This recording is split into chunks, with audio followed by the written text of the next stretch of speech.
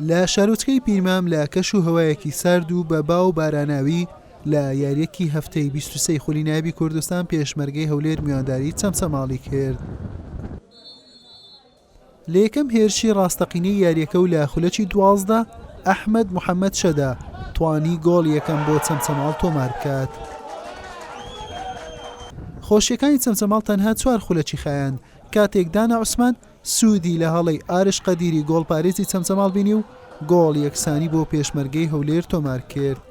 خەریک بوو بە هەڵەی ئارشی گۆڵپارێز پێشمەرگەی هەولێر بە گۆڵی دومیش پێش بکەوێت، بەڵام تۆپ ڕێگای گۆڵی نەگرت. مەترسیەکان لەسەر گۆڵی چەمچەماڵ زیاتر بوو، بەڵام نیوە یەکەم گۆڵی زیاتری بەخۆیەوە نەبینی و بە یەکسانی بە کۆتا هات. لە یەکەم هێرشی نیوەی دووەم خەریک بوو بەرگریکارانی چەمچەماڵ گۆڵی دۆم لە خۆیان تۆمار بکەن. ئارێش تۆپەکەی دوور خستەوە. دوای تێپەڕبوونی تەنها 3 خولەک هاوڕێ ئەنوەر بە ئەسیستی مەحموود شاکر توانی گۆڵی دۆم و پێشکەوتن بۆ پێشمەرگەی هەولێر تۆمار بکات. یونس سلێمانی ڕاهێنەر نەیدەویست بە شکست پێشوازی لە ئەرکەنوێیەکەی بکات.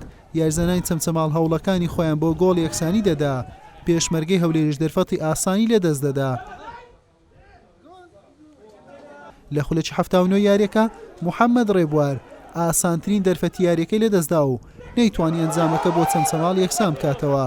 پێشمەرگەی هەولێر بە ئەنجامی 2 گۆڵ بەرامبەر گۆڵێک لە یاریەکە براوە بوو. خۆزان پێوە یەکەم گەمەیە ئەوە تەمرینەکەم دایەوە لەگەر نادی چەمچەماڵ. تەمرینی یەکەمە چوومە نادی چەمچەماڵ بڕاستی مەلعەب خصوصا مەلعەب کاتی مەلعەب زدی یاریزان بێت لە هەموو نەوعەک ئەوە مشکلەیە. ئێستا نیو یاریزان موسابن گۆڵچی لە ئەو ساحەی بخۆ موساب بووە. ئێستا گۆڵچی بە 1 لاق توپانێ دەکرد ئەو مشکلەیە. کاتی گۆڵچی خصوصا مرکزێک حساس بێت. ئێستا لە دنیای هەموو بێ گۆڵچی ناری نیوە فەریق هەموو فەریقە بڕاستی پێدرێت. تەرکیزی وی نەماوە خصوصا لە حالەتی گۆڵی یەکەم بڕاستی پێدرێم ئەوە زۆر تەئسیری هەبوو. هەندێک مەراکز هەنا ئیسابیوان هەنم واتۆ حیا بگێتە ڕوئیە کامل بگرێت لەسەر فەریق وەگر ناتان نە شێوازی و خۆ نە ئەسلوبی و خۆت ئەتو تەطبیق بکەوە. یاریی زۆر لە ڕووی کەشەوە زۆر سار بوو. دەکرێت یاریەکەش بابرێن لە ڕووی تەوەترەوە زۆر بوو، یعنی لە ڕووی قسە و دەنگە دەنگ و ئانە دەتان بڵم یاریی تەکتیکی نەبوو، بەڵام برنەوەیکی باش بوو لە کاتێکی باشش بوو. ئەگە بمانەوە بێنە پێش دەبێت زیاتر خۆمانمان دێ بکەین. بەم شێوەیە چەمچەماڵ بە کاتی پاشەکشەی بۆ خانەی شەشەمی ڕیزبەندی کرد بە 29 خاڵەکەی. پێشمەرگەی هەولێریش هەڵکشایە خانەی نوێم بە کۆکردنەوەی 28 خاڵ.